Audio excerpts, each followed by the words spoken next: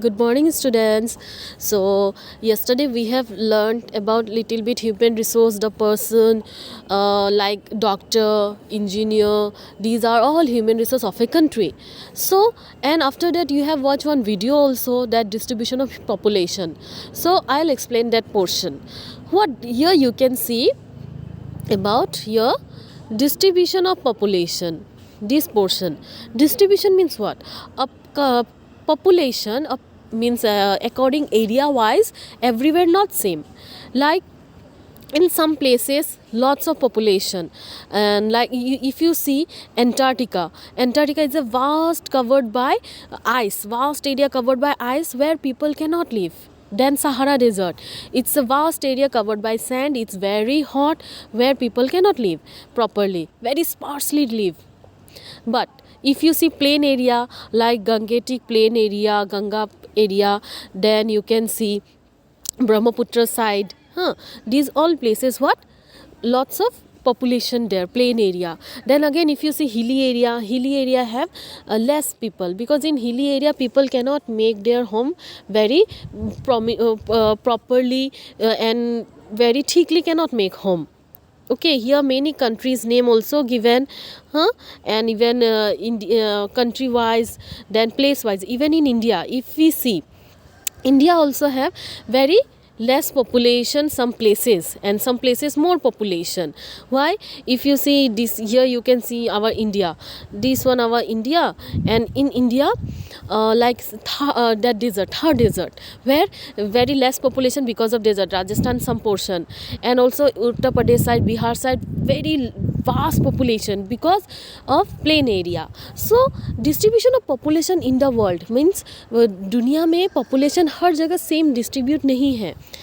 Okay, plain area में ज़्यादा होंगे, पहाड़ एरिया में कम होंगे. सो प्लेन एरिया, पहाड़ एरिया ये सब में कम होंगे. सो वर्ल्ड में ये वर्ल्ड मैप है, इस वर्ल्ड मैप में देख सकते हो कि पॉपुलेशन हर जगह भी सेम नहीं है. सो यहाँ पे सम रीज़न है क्यों सेम नहीं है. यह reason you can see factor which influencing that distribution of population is different.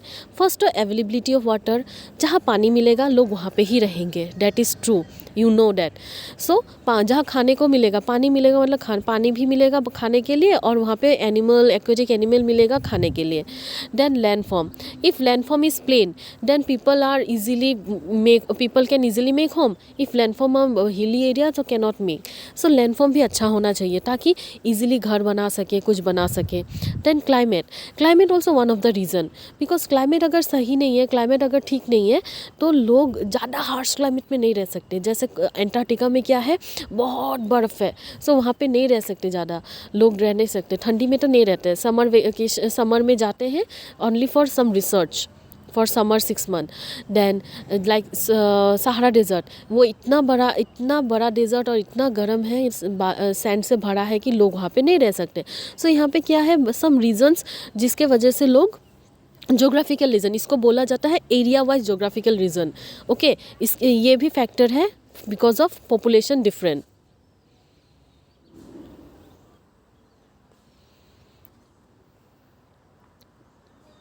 Then you can see another is economic factor. What economic factor here? Mineral deposit. हाँ, इकोनॉमिक फैक्टर, जहाँ पे लोगों को काम करने से अच्छा खासा पैसा भी मिलेगा, वहाँ पे ही लोग रहना चाहेंगे ना. जहाँ पे खाने के लिए कुछ नहीं है, पैसा नहीं मिलता, तो वहाँ पे क्यों रहेंगे. So economy is means related with finance, money. तो मिनरल जहाँ होगा वहाँ पे क्या होगा, लोग कमाई कर पाएंगे, खोदा मीन्स फैक्ट्रीज़ होगा, देन कंपनीज़ होंगे वहाँ पे. देन जहाँ पे मिनरल रॉ मटेरियल मिलेगा वहाँ पे इंडस्ट्री भी बनेगा. तो वहाँ पे जब इंडस्ट्री बनेगा तो क्या होगा, लोगों को जॉब मिलेगा, काम मिलेगा. ओके, उसके साथ साथ ट्रांसपोर्ट होगा, बैंकिंग सेक्टर होगा, बिजनेस बढ़ेगा, ऐसे जगह पे लोग रहना चाहेंगे. देन वीक इकोनॉमिक के साथ क्या है, अर्बनाइजेशन. जैसे अर्बन एरिया, रूरल एरिया से लोग, रूरल मीन्स गांव से लोग अर्बन एरिया में आते हैं. ओके, क्यों आते हैं, because they want more money, they want more good life than village area, जहाँ पे ज़्यादा पैसा नहीं मिलता। तो सिटी में क्या है, बहुत सारा काम मिलता है, तो अर्बनाइजेशन होता है। लोग जब रूरल से अर्बन में आते हैं, अर्बन में भी छोटा सिटी बड़ा सिटी बन जाता है, because urban is develop advance. सबको पता है कि सिटी डेवलप है विलेज एरिया से, ये है। Then another reason, what reason? Religious and cultural factor also there. Okay, religious and cultural factor also there, that some places are religious cultural heritage, और वहाँ पे लोग जाना चाहते हैं, रहना चाहते हैं, जैसे वृंदावन हो, देन ऋषिकेश हो इंडिया में। सो रिलीजियस कल्चरल फैक्टर के वजह से भी लोग क्या है, वहाँ पे सेटल होते हैं, काम करते हैं, रह जाते हैं अच्छा जहाँ पे लगे उन लोग को, ऐसे।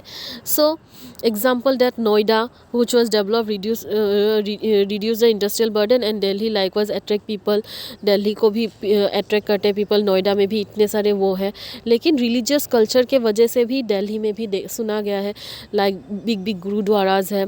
So different type of place means famous for religious culture and settlement also. Okay. So next let's see composition of human resource. कौन human resource? All people considered to be potential human resource, provide that skill can be developed efficiently, effectively, or for their own benefit and for the benefit of society. The various ways in which we distinguish that what many people like sex, मतलब आपका male female, as बड़ा छोटा, literacy, ये सब fact करता है कि social group और they belong to various way से क्या है, ये सब कंट्रीब्यूशन ऑफ ह्यूमन रिसोर्स में कंट्रीब्यूट करते हैं। ऑब्वियसली ओनली मेल पर्सन ही कंट्रीब्यूट नहीं करते। ह्यूमन रिसोर्स मतलब the person who are very skilful, who contribute to the country. So वहाँ पे मेल फीमेल और एडुकेटेड पर्सन अनएडुकेटेड पर्सन सब एक साथ क्या करते हैं, कंट्रीब्यूट करते हैं। जिस कंट्री में ज़्यादा एडुकेटेड पर्सन होते हैं उस कंट्री में क्या होता है, ज़्यादा ह्यूमन रिसोर्स अच्छा होता है। So occupation, language, so that's why each and every country need good human resource, educated human resource. So till here you read today, and let next portion I'll explain later. Till here you read. Thank you.